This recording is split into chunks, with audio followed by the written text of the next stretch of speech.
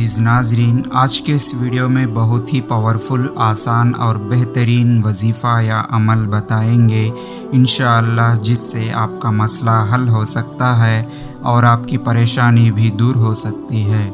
जिसके लिए आप इस वीडियो को आखिर तक पूरा देखना होगा, क्योंकि वजीफ़ा या अमल करने में कोई दिक्कत या परेशानी ना आए। अज़ीज़ नाज़रीन, आज के इस वीडियो की ख़ासियत यह है कि अगर कोई शख्स अपनी हर किस्म की दिल की परेशानियां दूर करना चाहते हैं तो ख़ास तौर पर उनके लिए बहुत ही पावरफुल, आसान और छोटा सा वजीफ़ा को कसरत और पाबंदी के साथ करें। इंशाअल्लाह अल्लाह की रहम करम से कामयाबी ज़रूर मिलेगी।